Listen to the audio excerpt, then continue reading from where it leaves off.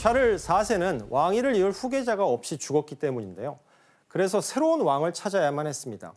이때 프랑스 왕위 후보로 2명이 세워집니다.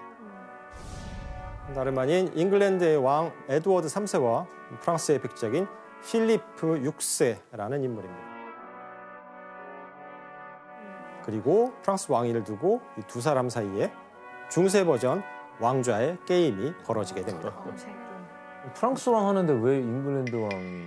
그러니까 후보로 선출된 것도 이상해. 그렇죠. 그 이유를 알기 위해서는 당시 잉글랜드와 프랑스 왕가의 가계도, 즉 족보를 좀 살펴보아야 보였네 합니다. 또. 네. 방금 제가 1328년에 사망했다고 설명한 왕이 요 제일 아래쪽에는 샤를 4세입니다. 보시다시피 이제 형제 3세, 여동생 하나인데 차례로 다 후사가 없이 사망합니다.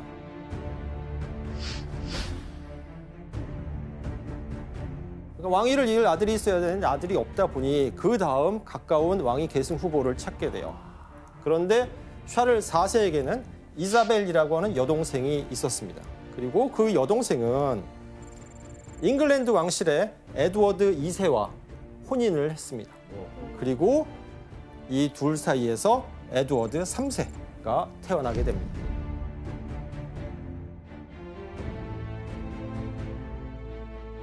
자, 또 다른 후보였던 필립 6세는 또 어떻게 되느냐.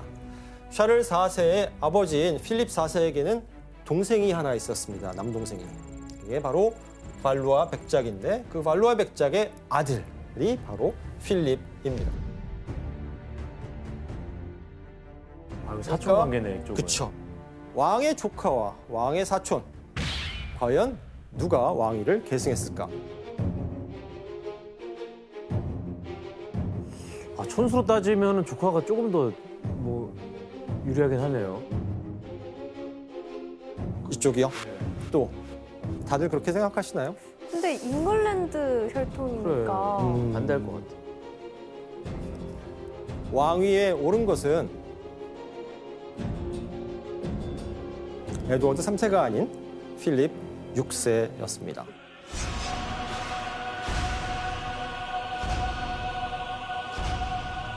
근데 그건 당연한 건데. 왜 그랬을까요? 왜 당연하다고 생각하시죠? 다른 나라의 왕이잖아요. 그러니까 다른 나라. 딱 프랑스의 프랑스의 귀족들이 에드워드 3세를 반대하고 나섰기 때문입니다. 아무리 왕의 핏줄이라고 해도 멀리 바다 건너 잉글랜드 왕이 프랑스 왕까지 겸한다? 이 상황을 막고 싶었던 겁니다. 결국 필립 6세에게 밀린 에드워드 3세는 당연히 분하죠. 잉글랜드의 왕이 프랑스 왕까지 겸할 수 있는 이 절호의 기회를 놓쳤으니 당연히 화가 났지만 일단은 참을 수밖에 없었습니다. 에드워드 3세가 이렇게 참을 수밖에 없었던 중요한 이유. 당시 프랑스 왕과 잉글랜드 왕은 동등한 관계가 아니었기 때문입니다. 무슨 말이에요? 에드워드 3세는 네. 잉글랜드에서는 왕이지만 프랑스에서는 프랑스의 공작으로서 프랑스 왕의 신하이기도 했기 때문입니다. 근데 어떻게 한 나라의 왕이 프랑스의 신하가 될 수 있어요? 왕이면서 신하일 수가 있나요? 사실 요즘으로서는 쉽게 이해가 안 되는 가는데. 문제인데 중세에는 국가 개념이 지금 여러분과 제가 알고 있는 국가 개념과는 많이 달랐습니다. 중세 사회를 봉건제 사회라고 합니다. 혹시 들어보셨나요? 들어봤어요. 봉건제. 이 봉건제는 특별한 주종 관계를 기반으로 이루어져 있습니다. 가령 왕과 기사가 서로 계약을 통해 주종 관계를 맺으면 기사는 왕에게 뭘 바칠까요? 왕에게? 충성을 바칩니다. 충성하겠다, 당신에게 대해서. 그럼 그런 충성을 받은 왕은 그에 대한 보답을 해야 되잖아요. 무엇을 대신 주었냐? 충성에 대한 대가로 땅, 즉 봉토라고 불리는 땅을 하사하게 됩니다. 즉 충성과 봉토가 오고 가면서 주군과 가신, 왕과 신하 사이에 계약 관계가 맺어지고 이 땅을 봉토로 받은 이제 기사들은 그 땅을 자손에게 대대로 상속하게 됩니다. 이런 봉건제 사회에서 약 300년 전에 100년 전쟁이 일어난 300년 전에 프랑스 왕의 충성을 맹세했던 가신이었던 노르망디 공작이 군대를 이끌고 잉글랜드에 쳐들어가서 잉글랜드의 왕이 되는 사건이 발생합니다. 어. 이를 노르만 정복이라고 합니다. 이때부터 잉글랜드의 왕은 바다 건너 잉글랜드로 가면 왕이지만 프랑스에서는 프랑스 왕의 신하라는 두 개의 신분을 가지게 됩니다.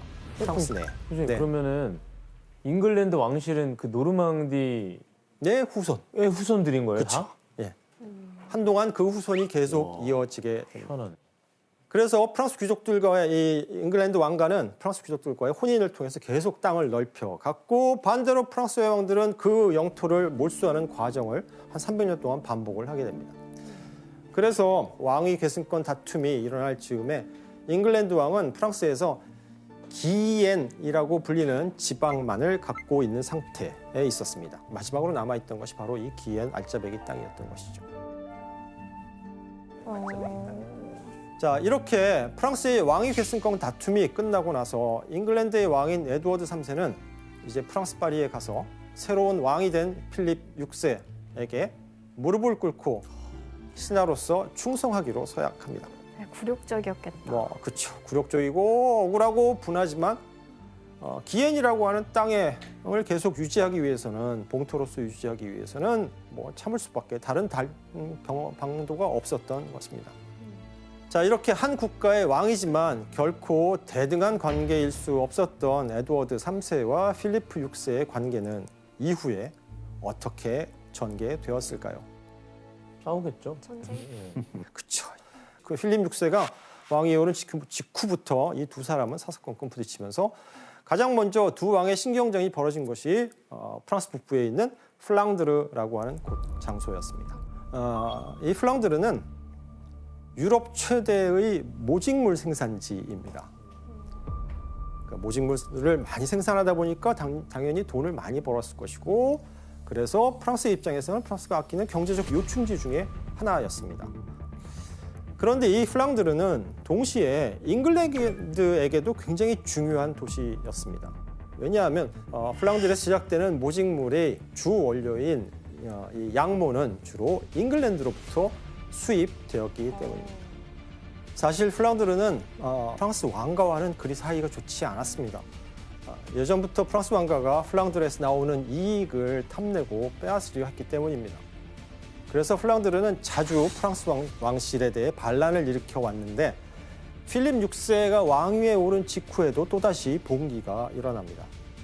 그리고 이 일을 빌미로 필립 6세가 플랑드르에 직접 군대를 이끌고 가서 봉기를 진압하고 플랑드르에 대한 간섭을 강화하기 시작했습니다. 그러던 중에 플랑드르에서 활동하던 잉글랜드 상인들이 체포되는 사건이 발생합니다. 이 소식을 들은 잉글랜드의 왕 에드워드 3세는 플랑드르에 대한 잉글랜드 양모 수출을 전면 금지시켜 복수네. 아무튼 에드워드 3세가 그러니까 이렇게 양모 수출을 중단하자 필립 6세는 보다 강경한 조치로 응대합니다. 즉 신하인 에드워드 3세가 프랑스 왕 자신에게 불충한다면서 반역죄를 들어 잉글랜드 왕이 프랑스 내에 갖고 있던 영지를 몰수하겠다고 선언합니다. 땅을 빼앗는구나.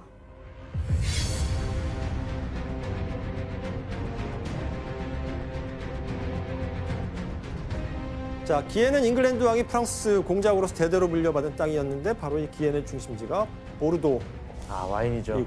예, 잘 아시네요. 와인입니다. 보르도는 유럽 전역에 와인을 수출하면서 막대한 돈을 벌어들이던 중요한 곳입니다. 당시 보르도에 수출하던 와인이 그 750ml짜리죠, 보통. 네. 750ml 병으로 1년에 한 1억 병 정도를 생산했다고 합니다. 당시에요? 네. 와우. 그 당시에요? 어마어마한 양입니다. 와. 포도가 그렇게 계속 나와요? 풀 대신 포도가 다 나온 거예요. 아니 그러니까 그럼 뭐 철도 없나 포도는? 자, 그러다 보니 보르도에서 나오는 세금이 잉글랜드 땅 전체에서 걷는 세금보다도 많았습니다. 이야, 어마어마했구나. 그럼 뺏기면 안 되겠네. 그러니 보르도가 잉글랜드 경제에서 얼마나 중요한 위치인지를 아실 수 있겠죠. 네. 백년 전쟁이라는 게 결국에 왕위 계승과 땅 문제로 생긴 거네요. 그렇게 정의할 수 있겠습니다. 기엔을 몰수하겠다는 소식에 에드워드 3세는 불같이 화를 냅니다. 그리고 그동안 쌓이고 쌓였던 두 나라의 신경전의 종지부를 찍기로 결심합니다. 진정한 왕위 계승자는 자신이다. 바로 나다라고 주장하면서 필립 6세에게 전쟁을 선포합니다. 드디어 전쟁이구나. 그렇게 1337년 잉글랜드와 프랑스는 자존심을 건 일생일대의 전쟁에 돌입하게 됩니다. 바로 100년 전쟁이 시작된 것입니다.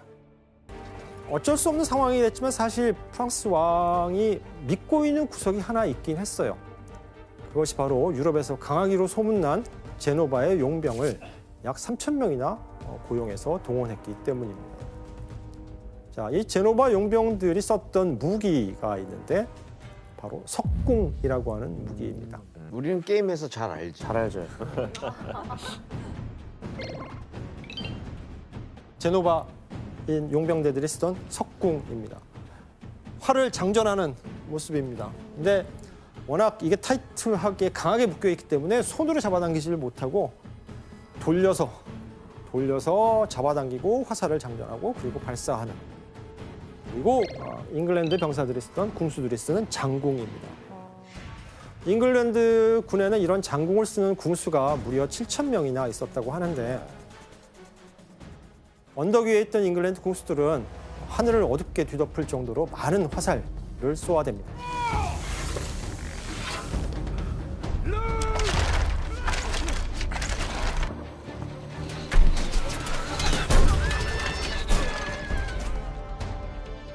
제노바 용병대는 석궁으로 이걸 막기에는 역부족이었습니다. 왜냐하면 석궁은 장궁에 비해서 아까 말씀드렸듯이 장전하는데 시간이 오래 걸렸기 때문에 끊임없이 쏘아대는 이 잉글랜드군의 화살에 대응하기가 힘들었습니다. 게다가 여기에 악재가 하나 겹쳐집니다. 바로 전투 전에 비가 내렸습니다. 이 석궁을 쓰는 제노바 용병대에게는 비는 좀 치명적이었습니다. 왜냐하면 석궁이 습기로 인해서 제대로 작동하지 않게. 최악이네. 용병들은 결국 전장을 벌이고 도망치기 시작했습니다. 이걸 지켜보던 프랑스 측 사령관은 이렇게 명령을 내립니다. 프랑스군의 전진을 가로막는 저 오합지졸들을 짓밟아라. 기사들은 명령에 따라서 거침없이 진격하면서 선두에서 후퇴하던 이 제노바 용병들을 짓밟고 잔인하게 죽여버립니다. 그러면 이때 용병들이 죽어가면서 비명을 질렀을 거 아니에요? 그렇죠? 이 비명을 듣고 또 오해가 생깁니다. 어떤 오해였을까요? 지고 있다고 오해. 그렇죠. 앞에서 그런 비명 소리가 나니까 후위에 있던, 뒤에서 공격을 준비하고 있던 프랑스 기사들이 우리 편이 공격당하고 있구나 라고 착각해서 계속 멈추지 않고 밀어붙이게 됩니다. 하지만 아까 내린 그 비 때문에, 아까 얘기한 그 비 때문에 언덕 아래가 발이 푹푹 빠질 만큼 진창이 되어 있었습니다. 잉글랜드 궁수들의 화살 세례에 먼저 말이 쓰러집니다. 그리고 쓰러진 말에서 이제 겨우 일어나서 기어가다시피 한 이제 프랑스 기사들은 잉글랜드 보병들의 손쉬운 먹잇감이었습니다. 결과는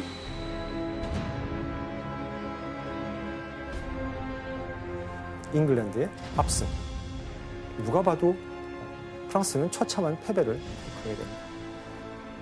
누구도 예측하지 못한 반전의 승리였습니다. 이때 프랑스군이 약 4,000명 사망하고 자신도 목에 화살을 맞은 채 필사적으로 도망치게 됩니다. 피터 씨, 그 당시에 저 잉글랜드 장궁이 얼마나 유명했어요? 지금도 그런 롱보우라고 해요, 장궁. 그 로빈 후드도 들어본 적 로빈 있죠? 후드. 뭐 영화 몇 개도 나오고. 제가 했던 뮤지컬이죠. 로빈 후드 했어요? 역사 뮤지컬 전문이야. 활로 나왔어요?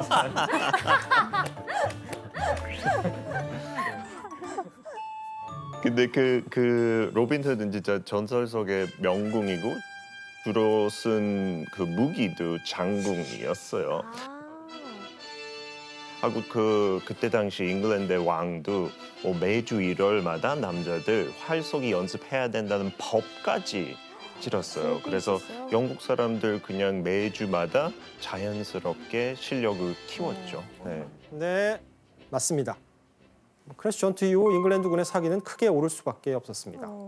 그러면은 크레스 전투 이겼으니까 계속 뭐 돌격하나요? 그렇죠. 크레스 전투 이후 에드워드 3세가 정한 다음 목적지가 바로 프랑스 북쪽에 있는 항구 도시 깔레라는 곳입니다. 깔래요? 칼레?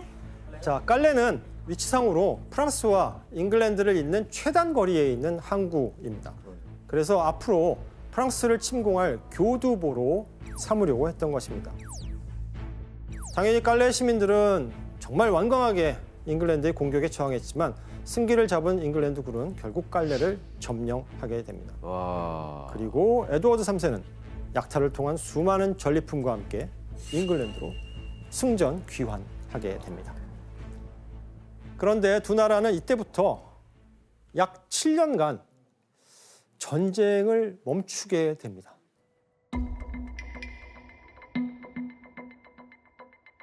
그 무시무시한 흑사병이 깔레를 점령한 바로 그 다음 해 전 유럽을 휩쓸기 시작했기 때문입니다. 3분의 1이 죽었다는 네, 유럽 인구의 3분의 1이 죽을 정도로 무시무시한 흑사병이 유행하면서 양국 모두 도저히 전쟁을 계속할 여력이 없었던 것입니다. 자, 이렇게 흑사병이 어느 정도 유럽을 휩쓸고 잠잠해질 무렵 1355년 기회를 노리던 잉글랜드 군이 다시 프랑스를 공격하기 시작했습니다.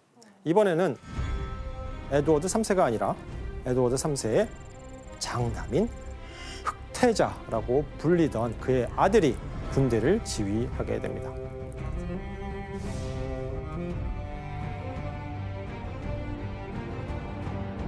그리고 그 사이 프랑스에서도 크레스 전투에서 패배했던 바로 그 필립 6세가 사망하고 그의 아들 장 2세가 잉글랜드에 맞서게 됩니다.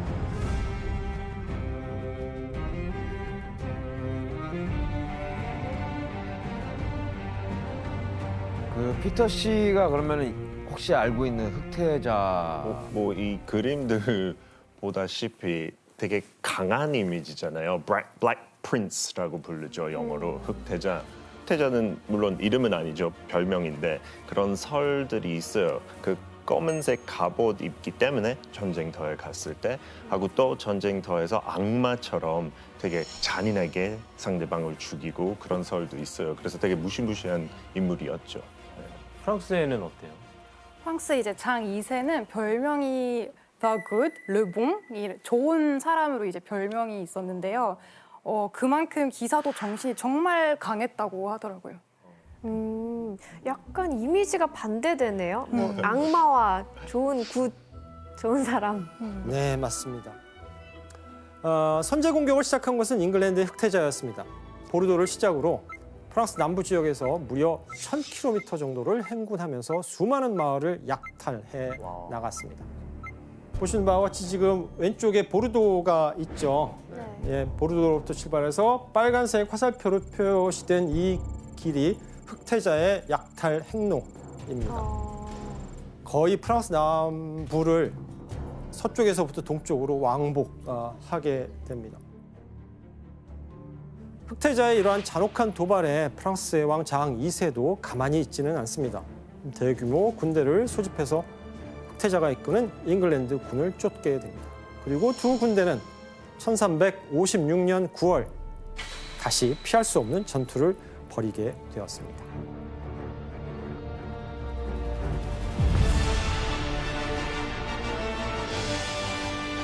당시 흑태자가 이끄는 잉글랜드 군대는 약 7,000명 정도였고 프랑스의 왕 장 2세가 이끄는 군대는 그 2배였다고 합니다. 하지만 장 2세의 아버지 필립 6세도 대규모 군대를 이끌고 갔다가 크레스 전투에서 완패한 경험이 있잖아요. 네. 그래서 장 2세도 같은 실수를 반복하지 않기 위해서 전술의 변화를 주기로 합니다. 바로 보병 중심으로 전술을 짜게 됩니다. 크레스 전투에서 말 타고 공격했다가 박살난 경험. 그래서 잉글랜드처럼 잉글랜드처럼 우리도 말에서 내려서 싸워보자라고 결정을 한 것입니다. 뭔가 그럴싸하게 들리는데요? 나쁘지 않아. 그런데 여기에는 여러 가지 문제가 있었습니다. 먼저 잉글랜드군이 이번에도 언덕 위에 자리를 잡고 있었습니다. 아, 게다가 이 언덕 위로 가기 위해서는 군데군데 발이 빠지는 습지까지 있었습니다. 어쨌든 그러면은 진영상으로 거길 자리 잡은 거 아니에요? 그렇죠. 거길 왜 가요? 저기 눈앞에 있으면 어떻게 한다? 아, 그 기사도 때문에? 이제 말에서 내린 채 돌진했던 기사들은 어떻게 되었을까요? 아, 그 늪에 빠져요. 또 늪에 늪에 빠지고 반복인데? 갑옷은 수십 킬로나 되고 이거 왜 그러는 대자뷰인데? 거야 도대체? 기사도 정신에 충만해서 눈앞에 적이 보이니 달려가고 혹시나 모를 포로를 잡아서 몸값을 받아낼 요량으로 덤볐던 이 기사들은 결국 지쳐서 움직임이 둔해질 수밖에 없었습니다. 결국 저 멀리 언덕 위에서 날아오는 잉글랜드군의 화살에 속수무책으로 쓰러지게 됩니다. 크레시천트의 악몽이 반복되고 프랑스 군대는 그야말로 아수라장이 되어버립니다. 연패네요. 아니, 너무 바보 같은 전략이었어.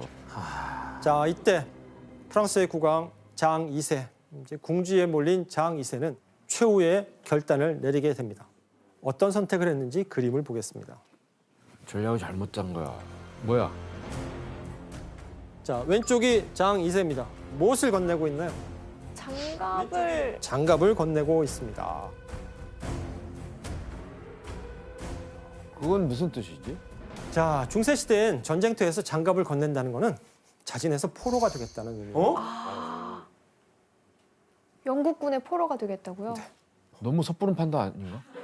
아, 좋은 사람이라 그랬잖아. 좋은 사람. 아니, 너무 한 번의 전투로 저렇게 왕이 포로로 잡힌다는 건 그럴 거면 왜 싸운 거지? 전쟁에 나가도 죽이질 않습니다. 왜? 죽여봐야 포로로 잡는 게 훨씬 더 유리하기 때문에. 나중에 돈 받을 수 그렇죠. 있으니까. 몸값을 받아낼 수 있기 때문입니다. 그래서 중세에서는 전쟁이 한창 벌어지는 중에도 포로가 되겠다고 밝히면 그렇게 목숨을 살려주었습니다. 이 프랑스 왕 장 2세의 선택으로 왕뿐만 아니라 왕자 그리고 같이 따라했던 약 20여 명의 고위 귀족 그리고 2,000명의 기사들까지도 잉글랜드의 포로가 되어버립니다. 다시 한번 잉글랜드의 프랑스는 참패하게 됩니다. 이때 잉글랜드는 이 기회를 놓치지 않고 프랑스와 조약을 체결하는데 그 조약이 바로 브레티니 조약입니다. 첫째, 프랑스 왕에 대한 잉글랜드 왕의 모든 봉건적 의무를 면제한다. 둘째, 프랑스는 잉글랜드에 아키텐을 넘겨준다. 셋째, 대신 잉글랜드 왕은 프랑스 왕위를 포기한다. 포기하는 게 아니라 뭐 안 되는 거였는데 원래? 여전히 계속 명목상으로는 프랑스 왕위를 주장하고 있었습니다. 그 주장을 더 이상 하지 않겠다는 대신 무엇을 얻었습니까? 땅. 그렇죠. 아키텐이라고 하는 땅을 차지하게 됩니다. 그리고 두 번째 뭐였죠? 봉건제 신하가 아니게 되네요. 신하가 아니게 됩니다. 즉 프랑스 왕의 신하일 수밖에 없는 공작이라는 타이틀을 스스로 내던지고 보르도를 포함한 이 부유한 아키텐 지방의 진정한 주인이 된 것입니다. 이때 프랑스 내에서 잉글랜드 영토가 얼마나 넓어졌는지 한번 지도를 보겠습니다. 그리고 파티 전투 4년 뒤에 이제 브레티니 조약이 체결되는데 조약으로 확인된 영토를 보시면 아시겠지만 와, 훨씬 커졌네. 잉글랜드 영토가 거의 4배가량 커지게 되어서 실질적으로 프랑스의 3분의 1을 잉글랜드가 차지하는 그런 상황에 이르게 되었습니다. 그러면 그 포로로 잡힌 장 2세 왕 있잖아요. 네. 결국 뭐 몸값 협상 어떻게 됐어요? 당시 포로였지만 사실 왕을 포로로 잡는 거는 좀 특별한 경우였기 때문에 그렇다고 이 포로를 막대하지는 않습니다. 잉글랜드 영국에 가서도 장 2세는 정말 왕으로 대접을 받아요. 자기 궁정도 차리고 신하들도 데려오고. 포로인데도요? 네. 정말 희한한 세상이네요. 잉글랜드 입장에서도 어쨌든 장 2세를 포로로 잡았으니까 뭘 요구할까요? 돈을 요구하겠죠. 그렇죠. 몸값을 요구합니다. 근데 그걸 누구한테 요구해요? 이제 프랑스 왕실에 요구하는 거죠. 왕실에? 예. 아니 왕실에. 이미 땅 받았잖아요.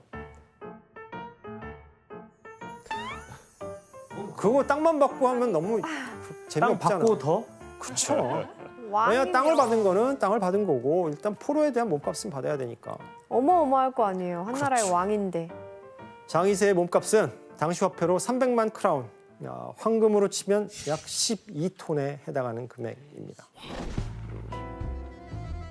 계산해봤더니 오늘날 시세로 약 6천억에서 7천억 사이? 6천억에서 7천억 사이? 우와. 근데 왕실에서 되게 웃기게 됐어요 이러면 어떻게 해요? 괜찮습니다. 저희 왕세로 뽑을게요 이러면은 그냥 거기 두세요. 네, 저희 왕세로 근데 그러기엔 너무 좋은 사람이었어. 좋은 사람. 프랑스 왕실은 당연히 이 금액을 한꺼번에 낼 수가 없습니다. 왜냐하면 이 300만 크라운은 프랑스 1년 예산의 거의 2배, 2년치 예산에 해당하는 금액이었기 때문입니다. 와. 결국 그래서 잉글랜드 왕실에 선금을 지불하고 아, 계약금식으로. 할부예요, 그렇죠. 할부? 계약금식으로 성금을 지불하고 프랑스에 있던 자기 두 아들을 볼모로 맡겨두고 본인은 프랑스로 돌아갑니다. 프랑스 귀환한 장 2세는 이 몸값을 마련하기 위해서 백방으로 애를 쓰지만 아무리 왕이라고 해도 이 어마어마한 금액을 마련하는 데는 역부족이었습니다.